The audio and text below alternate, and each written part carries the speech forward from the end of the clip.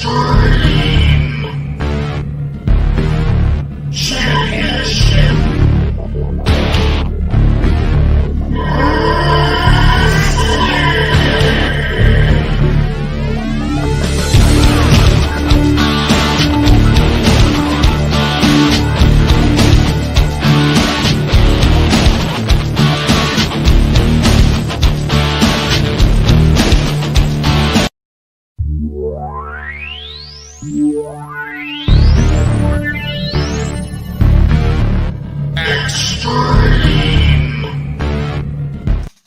evening, everybody. This is Huge Pop Wrestling Podcast. My name is Huge Pop. Down below is Rico. Tonight, I am so blessed and to have the master of a spine buster, the enforcer, the ECW original. He has held titles in many promotions. It is none other than C.W. Anderson. Welcome to the show, my guy. Oh, man, thanks for having me. I love that music on the intro, man. It always gets me hyped up. That's pretty gnarly. That's pretty sick. Yeah. As you can see, we got a match in the background, and to start it off, I wanted to start it off differently, but you shared some interesting information about this match that we're watching in the background. Could you just elaborate on what's going on? That was the first show back at the ECW arena after ECW folded, and it was Shane Douglas's Hardcore Homecoming. We were the first match. We were the first ones to come through the curtain, Simon Diamond and myself, and we wrestled Chris Chetty and Mikey Whipwreck that night. So many good matches on that show. It was when we come through the curtain, I remember we get in the ring and Simon telling me when they get in and match get ready starts, he says it gets no hotter than it does right now. And we're not talking about the heat. We're talking about the electricity in the room. He said we might as well go home right now. But it was easily, now I know I elaborated and said it was like 130 some degrees in there, but it was probably 110 in that building that night. Easily. Can you fans understand what he just said? 110 degrees. In the building. Because you're here several times during commentary that night, Joey Styles goes, damn, it's hot in here. And it was scalding in that building. Damn. You hit that triple digits, and that's just, that's too warm, man. I've wrestled some outside shows. A couple years ago, I wrestled for Tommy Dreamer's House of Hardcore, and we were up in Virginia, West Virginia. And it was July, and it was a black canvas, and Hurricane Helms and I opened the show, and it was so hot. It was one of those, when you hit the mat, you immediately came up because you could hear your skin burn when it hit the mat. No thanks.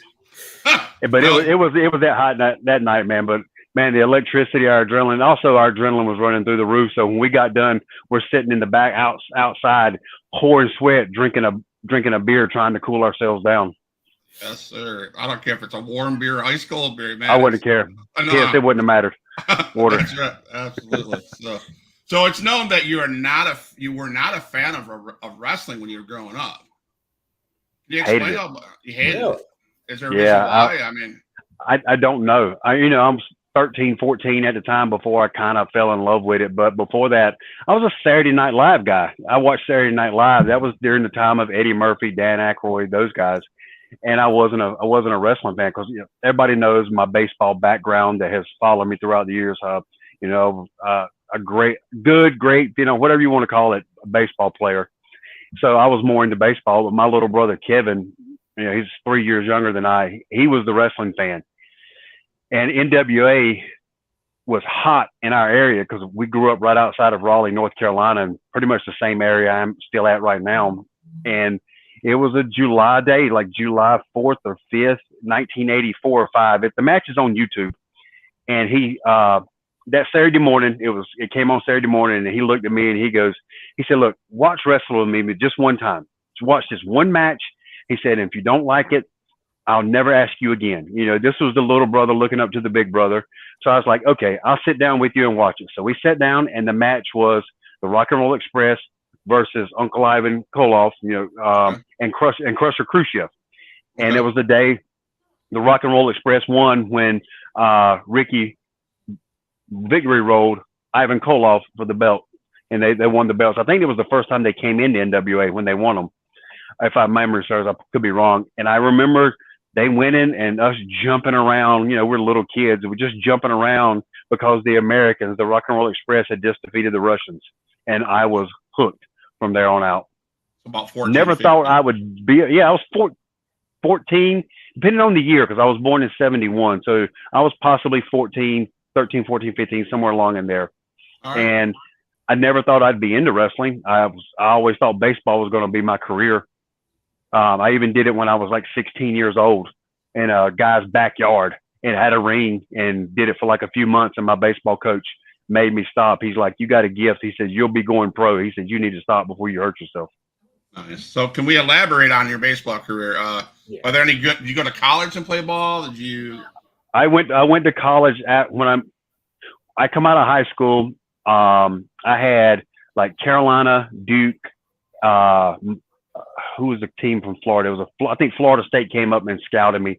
But the summer leagues I was playing, and I didn't know the San Diego Padres were there scouting our pitcher. His name was Steve Jones, and they clocked me because I was a catcher, 170 pounds, 175 soaking wet, and they clocked me throwing from my knees at 90 miles an hour harder than he could throw it to me off the mound, throwing down a second. That's, I was your typical white catcher. I couldn't run for nothing, but I had a good bat. I had I always say a 6'2" and a 20 speed. So I wasn't very fast, but I was very intelligent, and I had a cannon. I loved showing my arm off, picking guys off first, second, and third from my knees, because Benito Santiago was my idol. So I loved showing my arm off, and then my mom being the mother hen she was, I look back on it now, but at the time she told me, "You need to go to college. You need to go to college.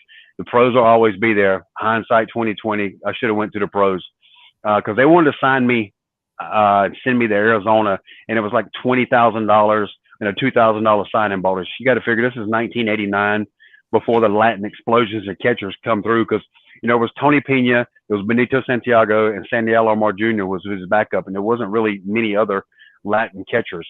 So I turned it down, went to college in Columbus, Ohio, where my uncle was living and working at, and blew my arm out in October, showing my arm off. I hyperextended it, trying to show my arm off and pick a guy off first base. And it kind of never was the same since then. Well, Rico, him and I were talking this afternoon about that one question, and I think, go ahead, Rico, ask that question. You already answered it. And kind of pretty much has answered. That's why I was wondering, like, why did you turn down the Padres and everything?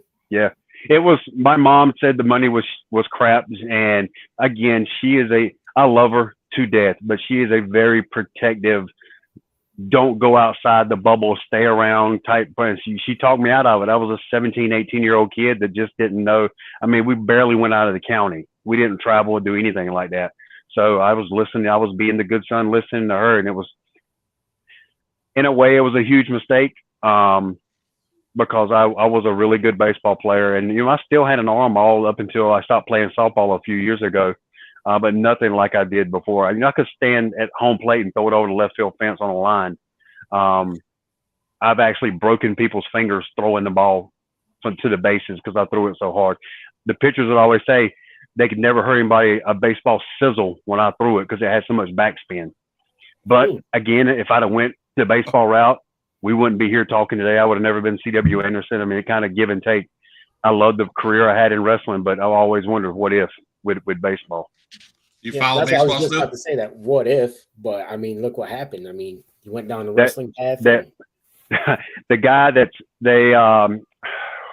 Brad Osmus.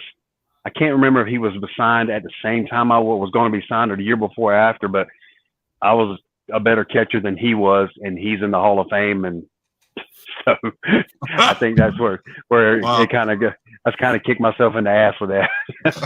I don't want to say thank you to your mom, but it's thank you because we never, never had a chance to talk to you. But what's kind of funny is, Simon Diamond was signed. Well, he was drafted was going to be drafted the year before I was by the Padres. And then, he was a catcher as well. It's just kind of crazy how we ended up teaming up and being the Extreme Horsemen with two guys that were baseball catchers.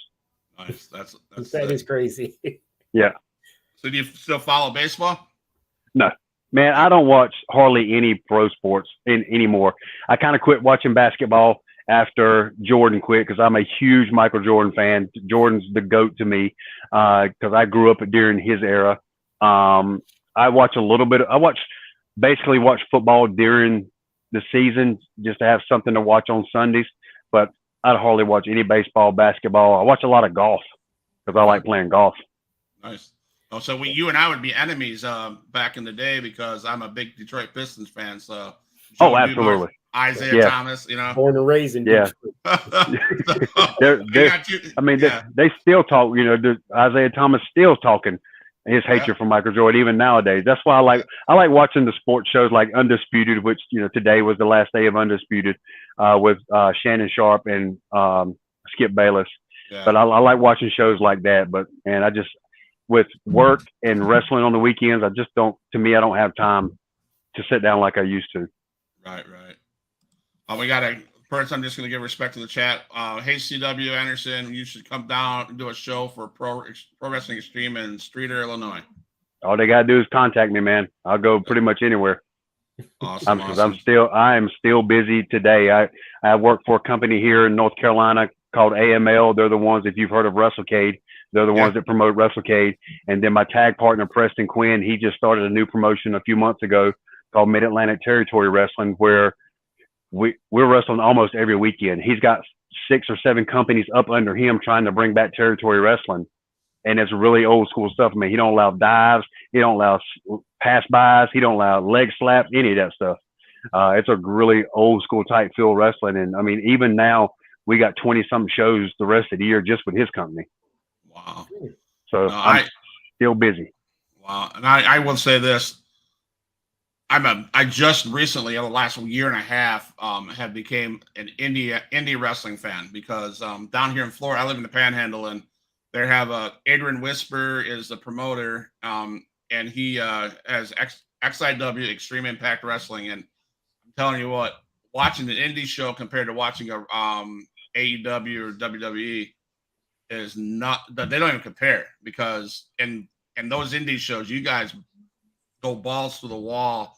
And that shit hurts. It's gotta hurt. That's kind of how I made my name to the extent before ECW was the indie shows and traveling and putting the miles in and stuff like that. And a lot of guys that are, up top nowadays, they've never had to do the grind. And you see a lot of veterans, a lot of ones that they appreciate their success, and when they become famous more than the ones that didn't have to grind, and more the ones that were just given to them. And you can tell the ones that appreciate the grind as opposed to the ones that were just given to them. Rico? Exactly. Rico? So out of all the places you've been able to go, man, what would you say is your favorite city that you've wrestled in? My favorite city would have to be Tokyo at Corrigan Hall.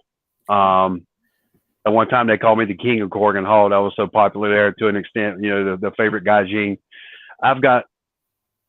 There's a lot of places in the United States. I wrestled my best friend Steve Carino in Brisbane, Australia. One time, that was a beautiful place to be. But I think just Japan in general is my favorite place. Just the culture, the fans, the wrestling style. I love Osaka. I love Tokyo. I just love Tokyo because it's so modernized, but just a great place to be.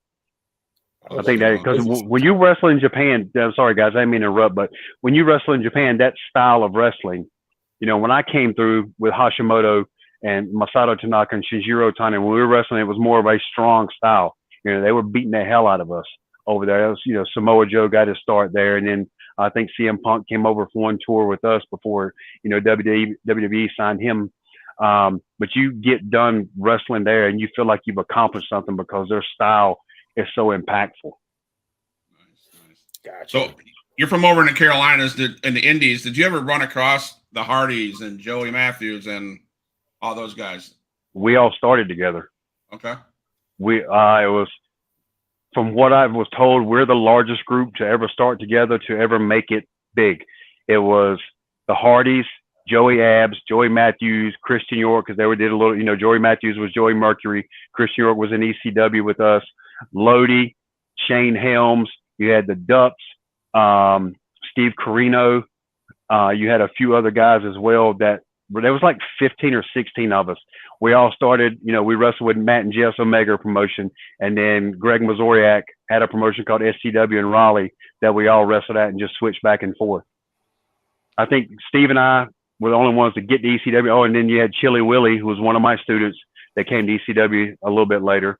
So it was a large group of us that started together that were wrestling on independence for a long time before we all made it. Chili Willie was on the show about a year and a half ago, so that was interesting to talk to him. So yeah. Now, am I correct? You trained yourself, correct? Pretty much, yeah. There was a little training school down from where I live, and a few of us would get in the ring and just train each other to an extent. And then I would just learn on the road as I go. When I was given the Anderson name and was tagging with my partner, Pat, I was kind of learning up under him and then getting in the ring with the Ivan Koloffs, the Wahoo McDaniels, Jimmy Valiants, guys like that.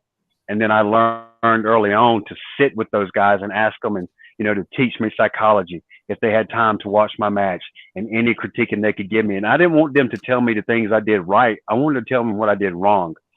And then I learned from them that they would give me the small details of things I did wrong that made more impactful.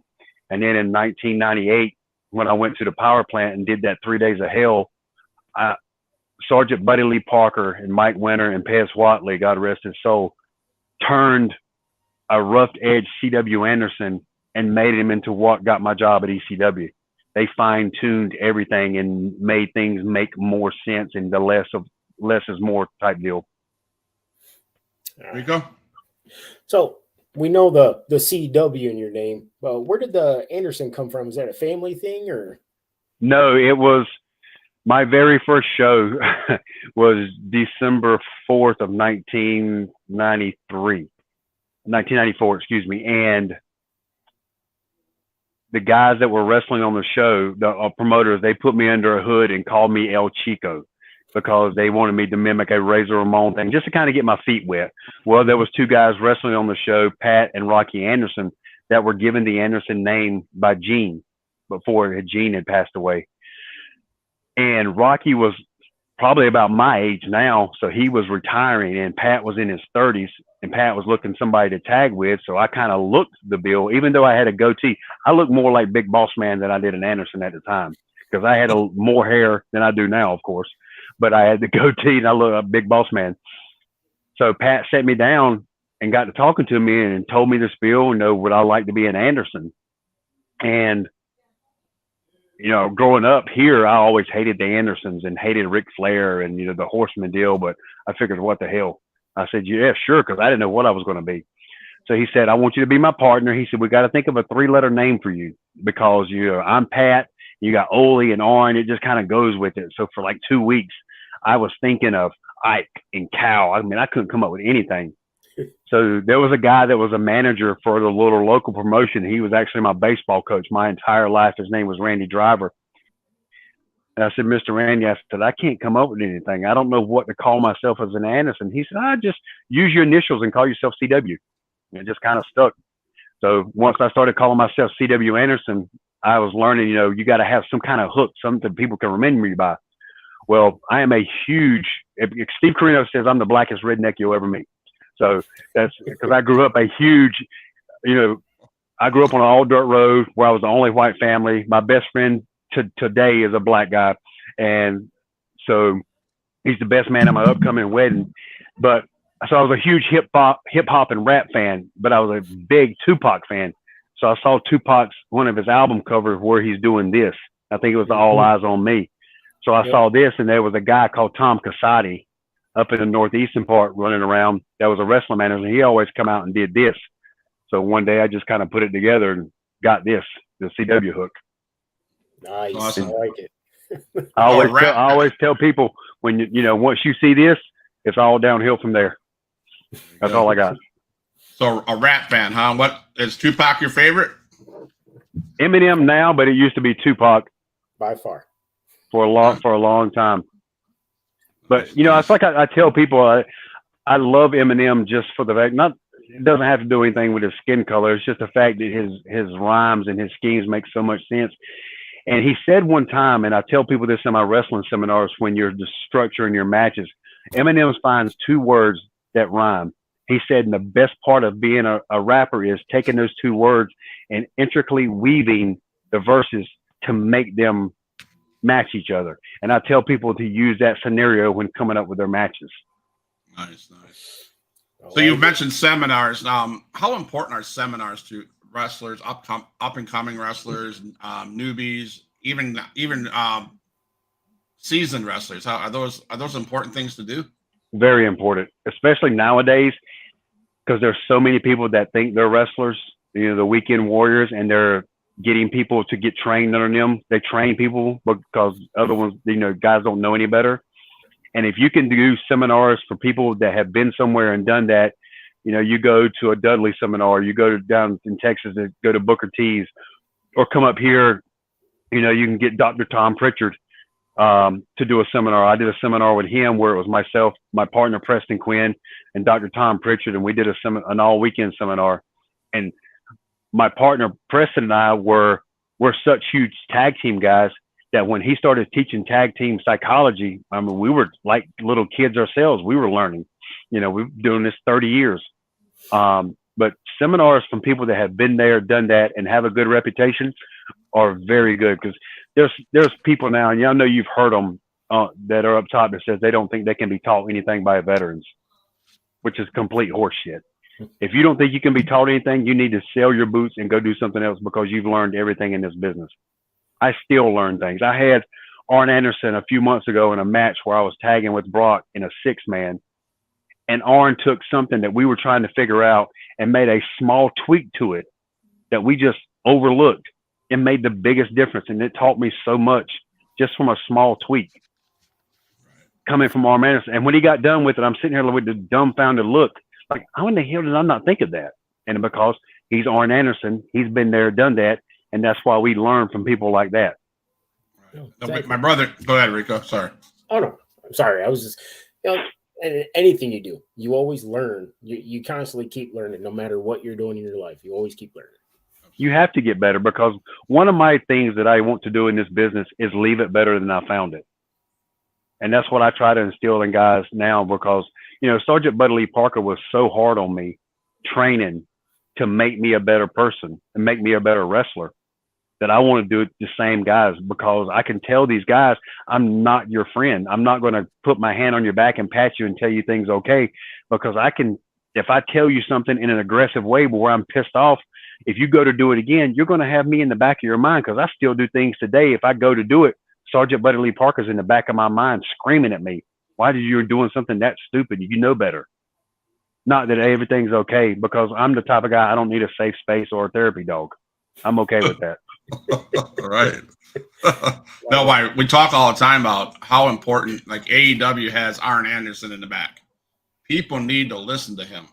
And they don't. And people need to listen to Sting, and people, and they don't. And they don't. Jerry Lynn, you got Jerry Lynn, Chris Daniels, Arn Anderson. You did have Steven Regal at the time. You got Sting. Yeah. You got FTR, who are Carolina boys as well, that you can listen to, because they've been up top. They're the best tag team in the world. You got Jeff Jarrett, Jay Lethal. You got guys like that you can listen to, but a lot of them think they know everything and they don't want to listen to them. Yep. That's a shame. So got that cockiness. Yeah. There's the ones that don't know the grind. Mm-hmm. So you're in ECW, just got there. What was your first impression, and what are your interactions with the one and only, spoiler, Paul Heyman? My first interaction was I was scared to death to be there. You see the guys on TV, and you sit in the locker room, and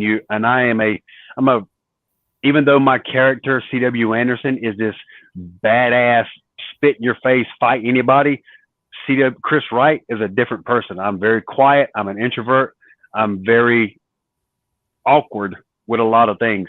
So when I get there and see all these people that I've seen on TV and how they are, I'm in my corner, and I didn't, before I would wrestle, I would sit there until my name was called. I didn't put my boots on or anything. I sit in my corner and I'm quiet, just like you're taught. My first interaction with Paul Heyman was my buddy. This is how I got my job at ECW. Was my buddy had a tryout down in Georgia. He and I the night before. His name was Curtis White. His name was. If you go back near the end of WCW, his name was Toad. He tagged with the PG-13 against the Young Dragons, I think they were called, near the end. So he and I wrestled the Public Enemy in South Carolina one night. He's like, look, I got a tryout at ECW because his tag partner was Lodi. Both of them were my students. And Lodi, through Raven, through Dreamer, got Toad his tryout, Curtis tryout. He's like, come with me.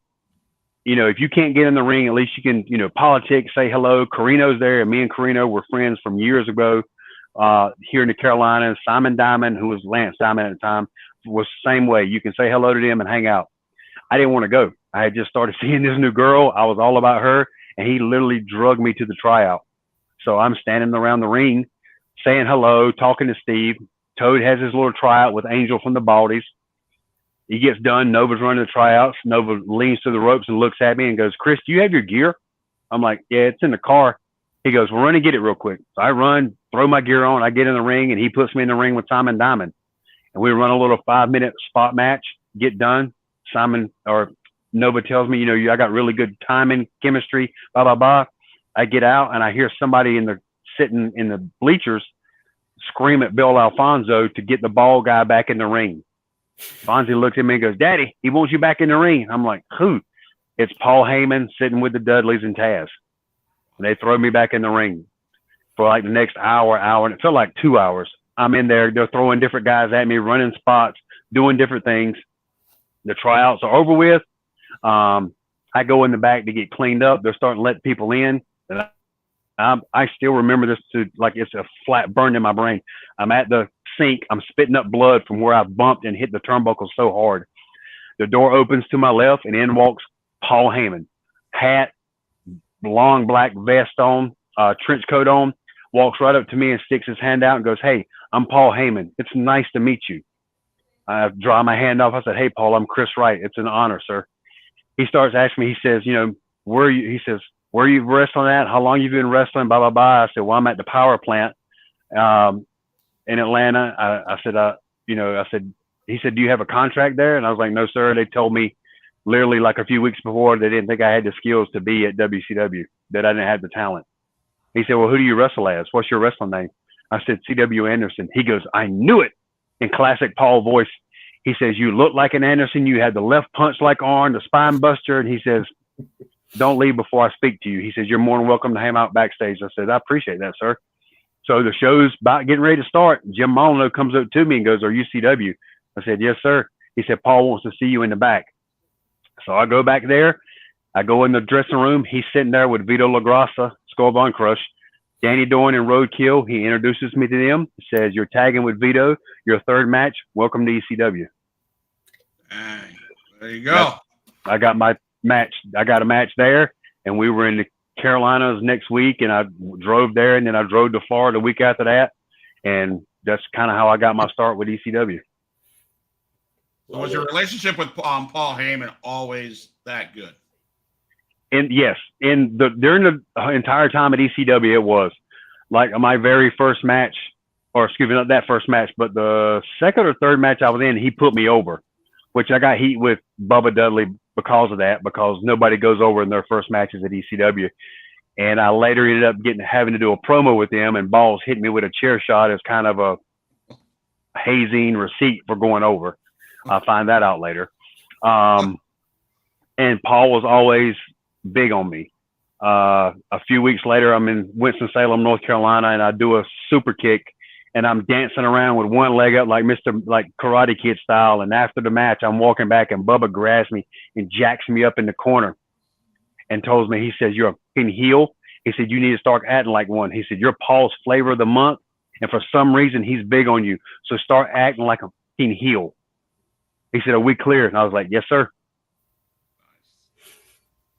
And even right near the end, the massacre on 34th Street, after my match with Tommy, before Tommy put me over, I'm sitting getting changed. Paul comes up to me and gets down on one knee, puts his hands on my knees and goes, are you leaving me? And I was like, no, Paul. I said, I'd never leave you. I said, I'm happy here. He said, there's rumors. I'm hearing rumors that you're going to WCW. I don't know where the hell he got that from. And I was like, Paul, I said, look, you and Tommy give me my chance, give me a break. I said, I will be here until the day the doors close. I said, I am that type of man. And I didn't leave. And then, he didn't return the favor the same because he never told us we were closing. Oh, and then it was years later, what was it, 5 years ago, when he and I got in that Twitter war because I'm told the accusations of him filming Rollerball when he's supposed to be in California saving us. He thinks I made the shit up, but it was actually the higher ups telling me that he was out there filming the movie instead of, so allegedly, let's put that out there. You got to say that crap nowadays. He's allegedly out there filming the movie Rollerball when he's supposed to be saving us. So when I did that in the interview, and I said that in an interview for years, and all of a sudden he gets wind of it, and he starts blasting me on Twitter. And then all his little crony Twitter followers go and they start blasting me and calling me all kinds of names and all kinds of crap. And then when I come back with my facts, crickets. Pen drops. Yeah. So, I have no problem with Paul. Not one. The only thing I've ever said the entire time, and ECW has been closed since 2001, was be man enough to tell us that we were closed. We found out by you sitting on Raw with Jim Ross commentating that ECW was done. That was it. And then we're all owed all this high amounts of money. So, but I'm always grateful for Paul giving me the chance to spread my wings, so to speak, and for Tommy to agree into it as well. Gotcha. Rico? Well, that kind of goes into what my question was. So what is your personal opinion when WWE tried to bring back ECW? You mean the Disney-fied version of ECW? The Disney-fied version. I'm writing that shit down. So Disney-fied. I get a call from Tommy one day, and he goes, Vince wants to hire you. And I said, you're full of shit. I said, that's not possible. He goes, yeah. He said, look, we're bringing back ECW. He said, there's a lot of steam with ECW right now, and Vince is letting us bring it back. He goes, Paul and I are control. He said, we have say so over everything. He said, you and I are picking our feud right back up where we left off at.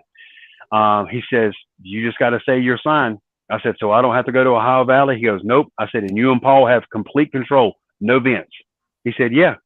I said, well, for you, I'll sign. And most of us, Danny Doran and guys like that, we all signed for a rock bottom, bare minimum, but there was supposed to be bonuses on the makeup on the end, which where you make your money back. After the first show at the ECW arena, when I wrestled Sabu, Vince saw it, didn't like how it looked on TV, and took complete control of it and started putting his people in there. And from there on out, it was never ECW. And I could not wait to get fired from that company. No, it was you hell. Can tell it wasn't the same. It just wasn't the same as the original. You could tell. Nope. If Vince was smart, he'd have let Paul and Tommy run it, let us run our smaller places like the arena and like ECW did. Let them do it. You would make a killer amount of money. If you want to put a few of your guys in, fine. But let ECW be ECW, and he'd have been fine. Because they were fiending for ECW to come back, but he couldn't keep his hands off of it. And it just went to hell in a handbasket after that. And there was nights that Francine and I were begging not to be on TV, not begging to have a match. And when we find out we weren't, we were sneaking out and driving to the next town. We were up against, like in a movie, sneaking against the wall trying to get out, running to our cars to get the hell away from there. You got to be there all damn day. You got to be there like 11 o'clock in the morning till it's done at 11 o'clock at night. And then you're not doing anything. You're talking about some long, miserable days. And then plus, it's not what you signed on for. So, and I remember January 17th, 2007 or 6, John Laurinaitis calls me and says, CW, I think we're going to have to release you. And I went, sweet. He said, maybe, down the road we can pursue this. I'm like, no, I'm good. I said, can I go back to Japan? He's like, yeah, I know you like being over there. He said, you just have a 90-day no compete clause with TNA. I was like, yeah, you ain't got to worry about that. So I was happy to get fired from that place. Nice. So money back in ECW compared to money that people make now in the wrestlers, is that a considerable amount of difference? Yeah, the ones they make now, they make a hell of a lot more than we did. Because when I started ECW, we were running 4 nights a week. I made $75 a night. That's no hotels, no gas, nothing. And I'm driving everywhere. Paul wouldn't fly me. And my first few months in, out of the 4 nights, I would maybe wrestle one night. So I'm driving to the other 3 towns, not getting paid, making $75. My first year at ECW, I claimed a $21,000 loss on my taxes. Ooh. I was sleeping either in my car. Bill Wiles, before he and I started tagging, he was gracious enough to let me crash with the ring crew a couple times. Or I remember a few times I would sleep in Jeff Jones with that crew, Jeff Jones' room, and Jeff Jones I wouldn't have a bed. I'd have the floor. I would get a blanket, a pillow. I had to use my clothes as a pillow, and that goof was still charging me part of the room. For sleeping on your clothes? For sleeping on my clothes on the floor, I was still getting charged. And he would never wait for you. Like if you were following him, he'd go out a walk, like you'd be walking around Walmart. He would go on by himself and then get in the car and take off and leave you. Dang. Wow. Wow. So, and then I basically had a breakdown one night in Boston because I was driving everywhere. And this is about the time the DUP started. The other friends of mine from here in the Carolinas. And one of the guys' trucks break down. We're in Boston, and we have no way back.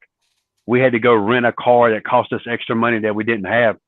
And I remember breaking down to Paul and Tommy. I was like, I can't live off of $75 a night. I got to do something.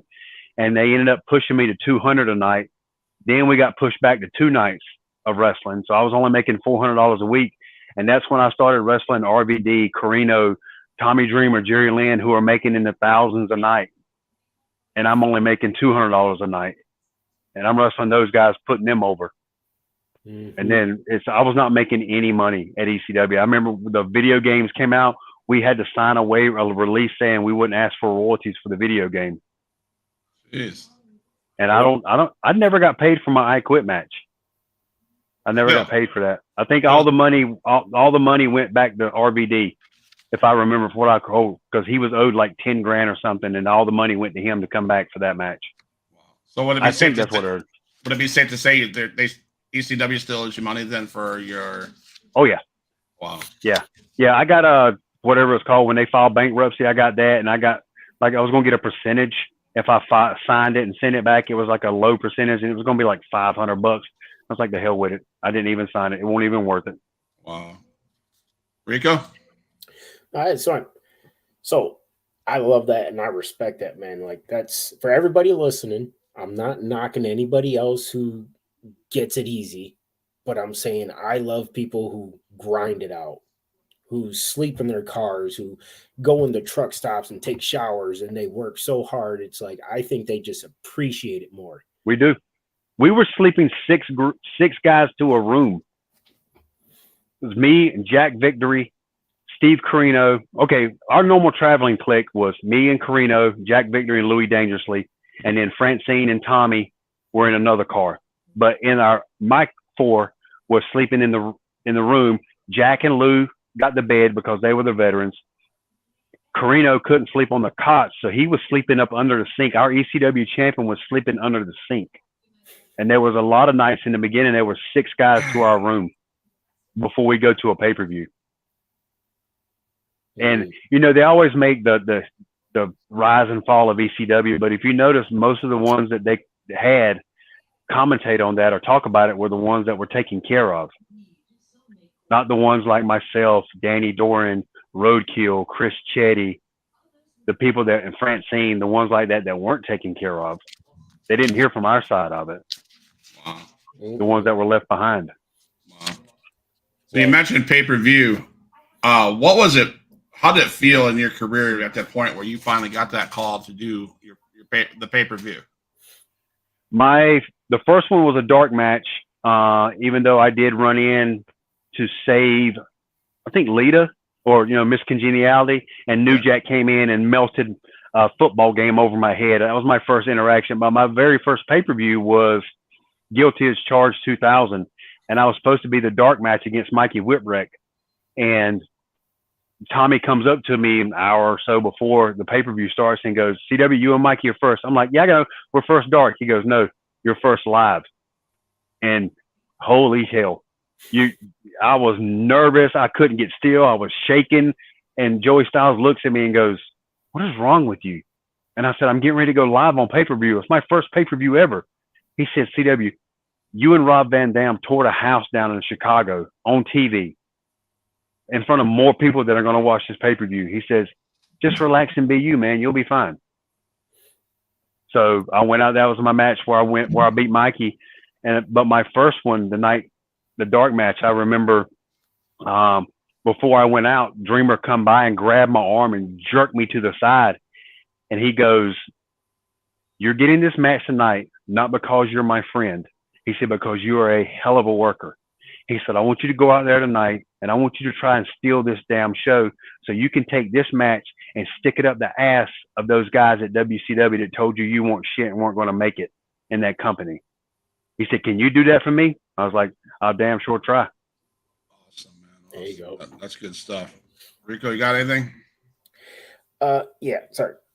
I was itching. I was gonna. So you were saying like, because you weren't really a fan early on, but when you started kind of getting in the game and everything, was there anybody who you really kind of looked up to, you became a fan of, or maybe you're a fan of now? The guy that's my idol, always been my idol, Bobby Eaton.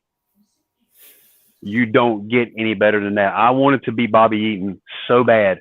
Like when I first got into wrestling and nobody taught me, and you're the mark, that I had the Midnight Express boots down the side and the tights because I was such a mark for Bobby. To me, Bobby Eaton, I wanted to be Bobby Eaton because I wanted to go out there and be able to wrestle a broomstick or Ric Flair and have a 5-star match and not hurt anybody. And to me, that was Bobby Eaton. And it wasn't till a few years ago, like 2 or 3 years before Bobby died, that he found out that I was his idol, or that he was my idol. He had no idea. And I was such a mark. I mean, I'm still a mark for Bobby, but I was such a mark for him. The very first time I ever got to meet Bobby was at the arena when Paul brought him in to start a feud with me. And I knew I'm going to meet Bobby. So I'm at the ring and I didn't know Bobby was there. And I walked back through the curtain at the arena, and there was 2 black curtains at the old arena. You walk through one, and then there's a room to the side where like the Dudleys and Taz and those guys changed. And then there was a huge area where the rest of us stood. I go to walk through the second curtain, and Bobby's sitting there with Paul Heyman. I stop and I go in that other room, and I'm like a little schoolgirl getting ready to meet Justin Bieber. I could not breathe. I was hyperventilating. Yeah. I had to calm myself down. Like, come on, dude, what the hell is wrong with you? I was like, I couldn't breathe because I'm getting ready to go meet Bobby Eaton. And then we do the thing that is on YouTube where Bobby come in and he and I trade punches. And I remember the next night after we did that, RVD pulled me to the side. He said, "Just letting you know that before you and Bobby squared off, Paul made the entire locker room watch you 2 guys go at it. And he said, I want you to watch the two best punchers in professional wrestling square off." Nice. Awesome. I was like, shit, that's like, that had to feel good. That was pretty freaking awesome to me. Right. And then, yeah. As much as I respect Rob and the way I respect Bobby. And then last year, George South, you guys know George South. He is a legend in this game, especially here in the Carolinas. George is a collector. He has his own little museum, and he's a collector, and he knows how close Bobby was to me. So we go do a show together because George works for AML as well. And he had a box of stuff that was Bobby's that he gave me. And it was Bobby's Blockbuster card. It was the letter that WCW mailed Bobby Eaton to tell him he was fired because they never told him. It was a letter that they mailed to him. It was a plaque that had a picture of him and Stan Lane, a plaque that had a picture of him and Steven Regal when they were the Blue Bloods. It was a pair of Bobby's tights. And it was also the USA tag plaque, the gold plaque off the red USA tag belts that they had that he gave me. Wow, that's crazy. So I had that stuff because he says, I know you would never get rid of it and you would keep it. And I was like, nope, that is going in my, because I don't collect things. The only thing I collect is chess sets, but nothing wrestling. And that's the first thing I've ever gotten like that wrestling. And that's never going anywhere. Wow. That's crazy. You use the word mark, and I'll be honest. If truth be known, okay. we're all probably all marks. Yep. To some point. And anyways, I can understand the feeling you got when you knew you were gonna go up against that guy. Every time I either Instagram, Facebook message, email, I go, no one's gonna answer. But when you guys answer, like, I mean, I've been so giddy about this, and I was nervous up to about yesterday, and I was like, dude, I've done enough of these podcasts, He's just another guy. He's gonna talk about his career, but I'm not gonna lie. For the last week, I've been going. I told my wife, Edie, I go, Edie, oh my god, I get to talk to CW Anderson. Oh my god, you don't understand. We watched some of your matches. I'm like, so I get that. I really do. And by the way, congratulations on you and your fiance too. Thank you. Is a wedding coming up like recently here? It's September 7th of next year. We got a few weddings this year to go to. My niece's is one of them in August. So we got a few weddings. So Brittany is going to push it back to next year till things calm down. We got engaged a few years ago, right before COVID hit, and we were going to get married as soon as COVID pissed off. But we're just, we're in no rush. She is a fantastic woman. She treats me so good. I mean, there's a huge age difference between us, but I've never she's 27 years old, but she has got the mind, and she's that old soul because she's asleep right now. She goes to sleep before I do.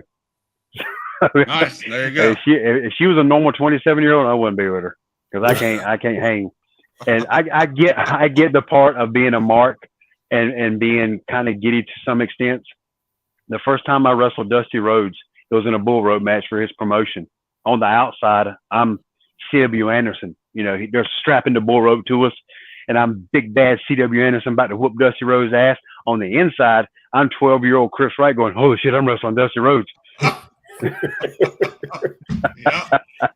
So man, we're all marks. I did that. I wrestled the Rock and Roll Express a few years ago with Shane Douglas was my tag partner, and JJ Dillon was our manager. And we had Bobby to hit him, and JJ is tossing his shoe to me to catch. And again, I'm 12-year-old Chris Wright getting ready to catch JJ Dillon's shoe. So man, you got to be a mark for this business to an extent, because if you don't, why are you even here? Right. Yeah, exactly. Yep. On the podcast about 4 months ago, we had Ken Anderson on here.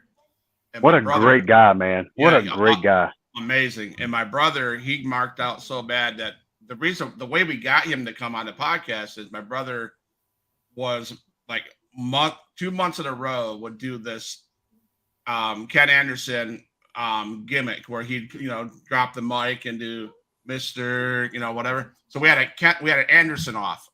So both of them had a chance to do what Ken Anderson does best. And so I have to send that video to you. It's a clip. So. Man, he's such a good guy. But last year, Preston and I, because Brittany is our valet, she's basically Miss Elizabeth out there. She doesn't fight. She doesn't do anything. She's there. She's Miss Elizabeth. So we're wrestling at OGK last year. Matt Taven and Mike Bennett, they're such a good tag team. And you got Maria with them as well. Well, Brittany is a huge mark for Maria. I mean, huge mark. So we're standing in the ring, and we're getting ready to wrestle, and Maria grabs the mic and she says, "Who's this woman with you?" She starts cutting a promo on Brittany. She hits the Britney Spears line. "Oh, it's Brittany." She got ready to say "bitch," and I look over at Brittany, and she's smiling like she's marking out. And I look at her. I said, "Stop smiling." She had to smile off because she's that little kid again, watching somebody she idolizes cut a promo on her. She goes, awesome. "Oh, sorry." That's awesome. That's awesome, you can say whatever you want to say about me. I don't care. Yeah. That's exactly what she said. And Maria's like, "Can I say?" I said, "Say whatever you want to say. Please cut a promo on her." Brittany's sitting there like smiling, and I was like, "Really?" But I can't say anything because I would do the same thing. Absolutely. Rico, you got anything? So do you think, when do you see the possibility of, I'm putting my boots and my tights up for good, never ever touching them again? I tried it. I've told this a couple of times, and I'm completely open and honest about a lot of things in my life, because you never know who's listening. You never know who's going to hear these things. Wrestlers, sometimes these guys have great glamorous lives, and sometimes we live in dark holes. And there was a video put of me a few years ago where I tried to retire because I was in a very dark spot in my life. I found out my now ex-wife was seeing somebody else. And it sent me overboard. I tried retiring because I thought making her happy would bring her back, and it never did. So that night, I tried killing myself because I was in a bad place. And thank God I had somebody here, which was Brittany, who saved me. And I tried putting the boots down. I tried walking away because I was done. Mm-hmm. For years, because my ex-wife made me hate wrestling. She didn't like wrestling. She didn't like me around. She didn't like CW at all. And I had grown to be CW, the ECW CW, which was an asshole. I wasn't Chris anymore. So when I walked away a few years ago, it was kind of the best thing I ever did because it got me away from, the whole you can't see the forest for the trees. It got me away from wrestling. It got me appreciating my life again, appreciating a lot of things that I took for granted and realizing, you know what? I miss wrestling. I miss the brotherhood. I miss traveling. I miss being on the road, especially being on the road with Brittany. I miss those things. So I came back after a few months. And it was one of the best things I ever did because, I'm 52 years old. I'm 205 pounds. I'm the best shape I've ever been in. ECW, I was 260, 250, sometimes even 240. But I'm 205 right now. And one of my friends calls me Benjamin Button because it looks like I reverse aging. That's what he says anyway.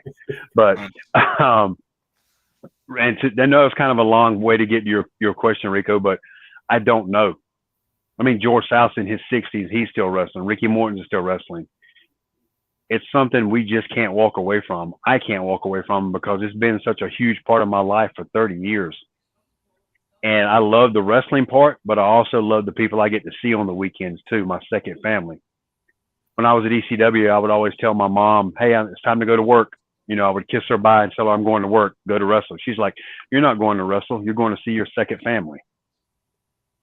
So that's what wrestling is to me. And to put it down, I don't know. I always said if I got injured really bad again, I'd walk away. There's so many variables that I would say.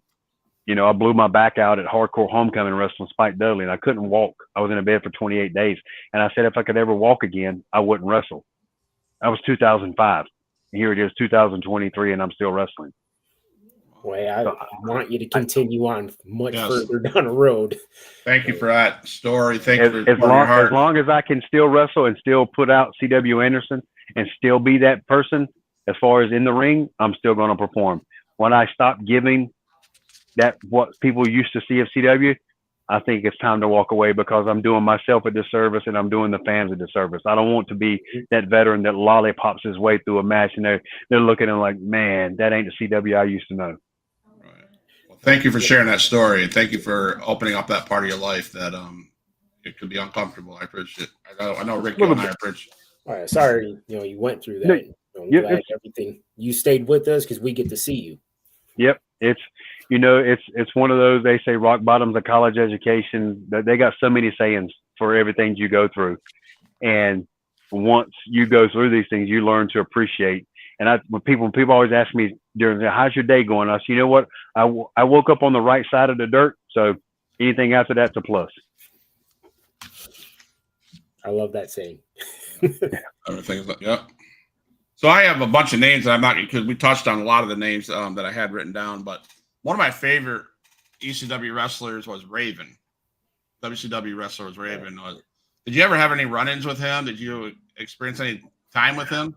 I love Raven. I used to go stay at Raven's house when I was at the power plant because, Lodi was one of my students. And, of course, Lodi being Raven's sign guy, I got close to Raven living at, going to his house when we were at the power plant during the week. And then I would travel with him a little bit. And so when he came back to ECW, he and I were already close from that. I remember one time him and Tracy Smothers almost got into a fight over me because Raven was giving me the business about something I was doing in the ring and he was being a little bit rough, but it was Raven. So I listened to him, but I know how Raven is because experiencing him from, the years before. And Tracy thought he was just berating me for no reason and being belligerent to me. So him and Raven got into it pretty heavily. And I finally had to tell Tracy, look, Raven and I got a past, from back at WCW and stuff. And, I love Raven to death. I think a lot of him. So it was always my greatest compliments from him when he was telling me, when I'd ask him, Raven, what can I do? How can I get better? What am I doing wrong?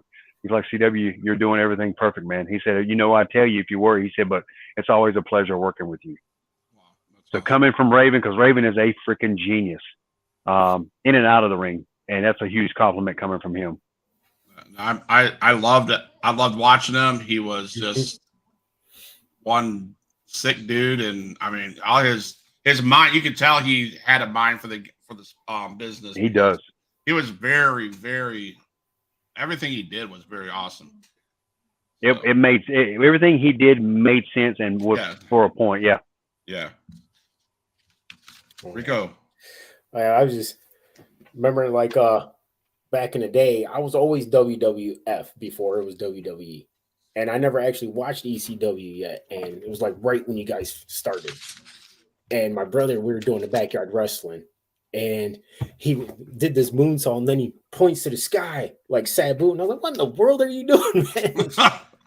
And it just he was like, you got to watch ECW, man. It's just, it's a different atmosphere. I promise you're going to love it. What's funny, Rico, with that is, growing up, I never had cable. I didn't get cable until I was 23 years old. And it was the huge satellite that you could, pick up Pluto on. It was the big one that was 20 foot in the air and it turned. And I'm turning it one day and it runs across Madison Square Garden, and ECW was on. I had no idea what ECW was. And that match was Sabu and somebody else. And Sabu does a pullover, just does a pullover into a Frankensteiner. And I'm immediately hooked.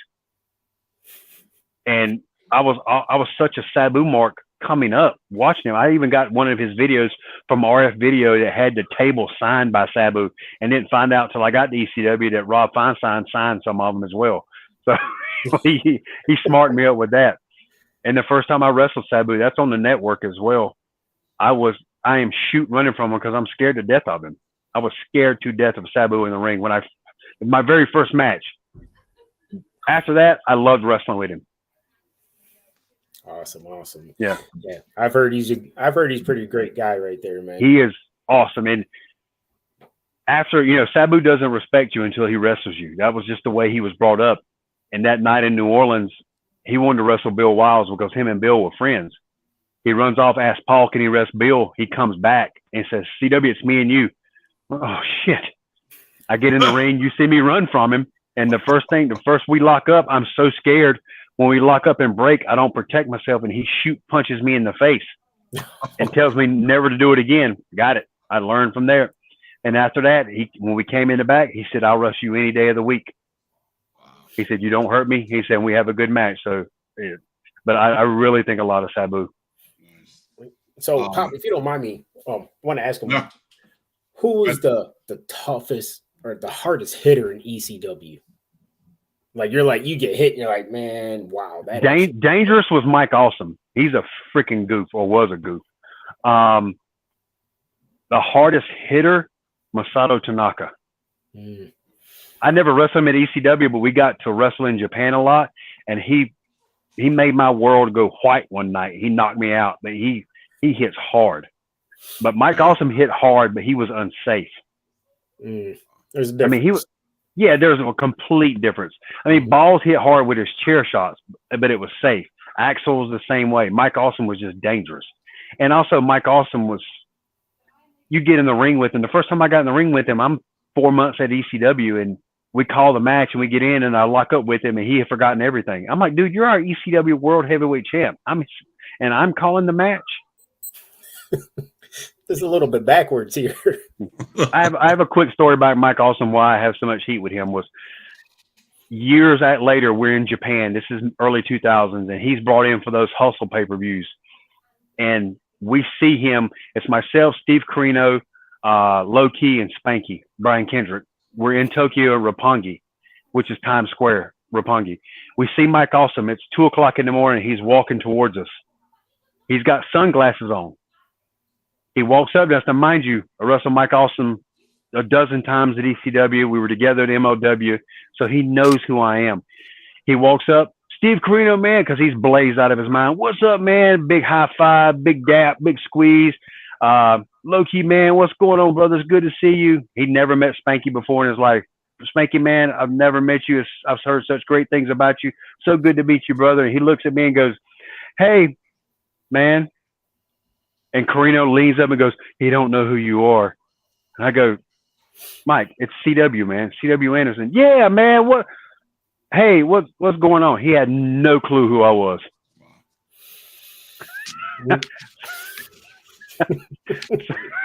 So after that, he had a complete heat with me from here on out. Nice. Wow. Nice. I hear the name New Jack. The guy Adrian Whisper from XIW down here, he tells me stories about New Jack and him went balls to walls with the chairs everywhere throughout the whole arena. Is New Jack as hard ass as he's made out to be?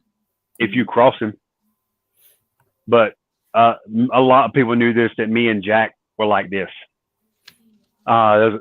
He lived down the road from here in Greensboro, and I still talk to his wife every so often, check on her. I didn't know how much Jack loved me until after I knew me and Jack were close, but his wife Jen, she goes, he adored you, CW. She said he talked such good things about you. He always called me Big Head because I always had my head's big.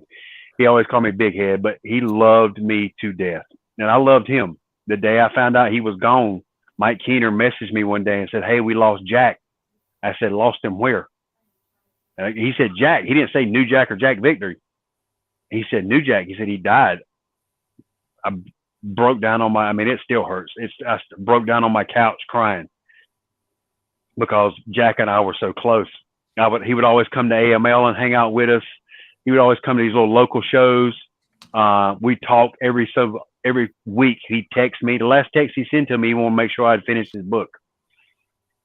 And in the ring, petrified of him? Yes, but easy. Jack took care of you. Jack didn't hurt me. He never hurt anybody intentionally. That he didn't mean to. That didn't cross him. Nice. But Jack was a great guy. Easy to work. Even better outside the ring as a person. We got so many road stories with him. So many stories with Jack. He's one of those that you want to see. If they got to take somebody else. Don't take Jack. Right. He's gone too soon, but there's a huge misconception of him. Jack just made it look dangerous. He just wasn't dangerous. Gotcha. We got a question from the chat. CW Anderson versus Kinemura was a great match.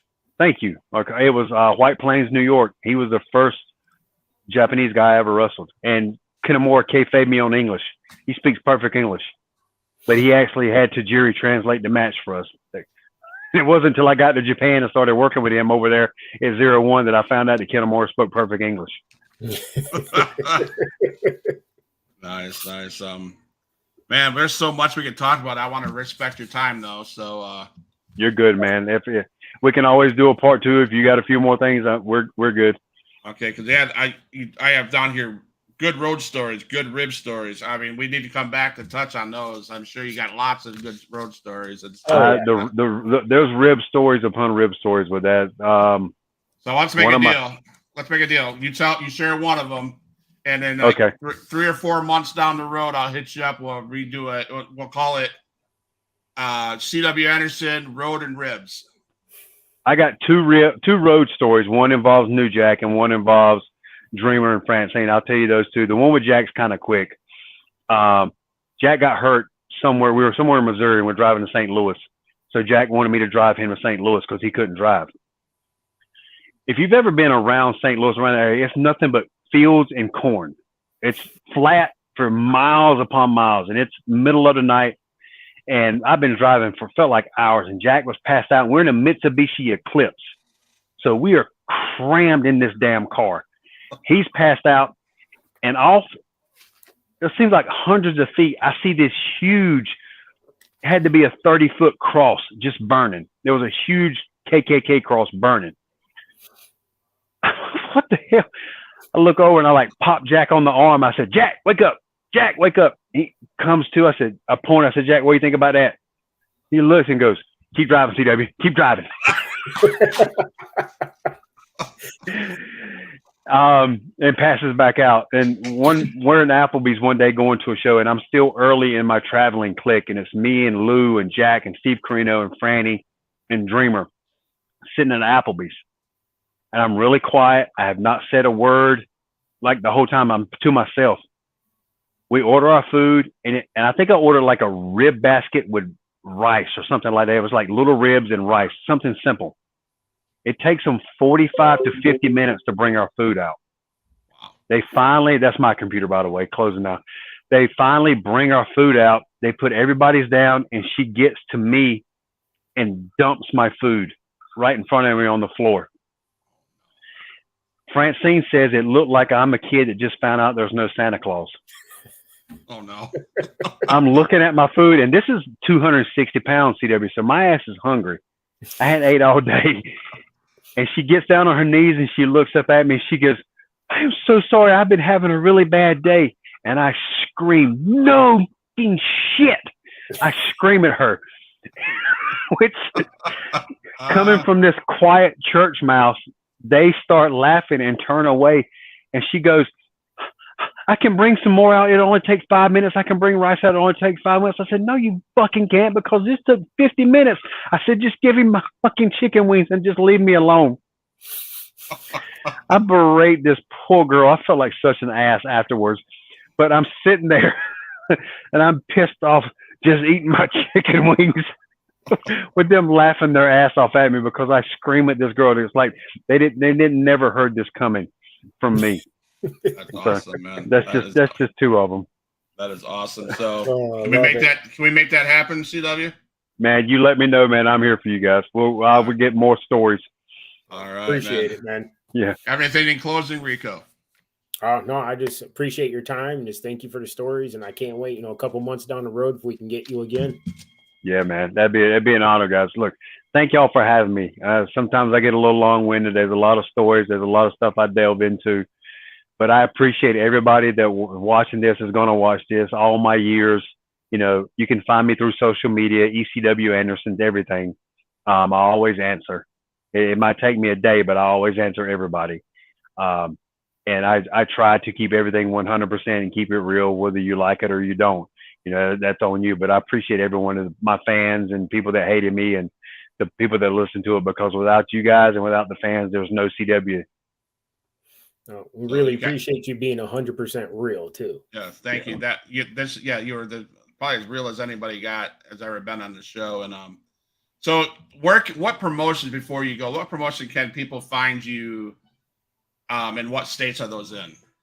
Right now, Virginia and North Carolina are the primary ones, and my primaries is AML. It's at AML Wrestling. They're also the ones that do WrestleCade, man. If you've never been to WrestleCade, it is Christmas for wrestlers. It's in Winston-Salem, North Carolina. It's a 3-day weekend. There's like 5 wrestling shows. We usually get about 15,000 people in traffic. You got 100 superstars, past, present, and future, that are there signing autographs. WrestleCade weekend is fantastic. And the other one is MATW. It's called Mid-Atlantic Territory Wrestling. That runs in Virginia and North Carolina. I'm right down the road this weekend for them. But those are my 2 mainstays right now. And you can find those. And if you go through me at social media at ECW Anderson, you'll always know where I'm at with those. Awesome. Huge Pop Wrestling fans, thank you for joining the chat. CW, thank you for being on here. Hang out in the lobby real quick. Sure. We can talk about it. So, but Rico, thank you. Hang in the lobby. We're gonna give this guy some more respect, and thank you so much. Thank you.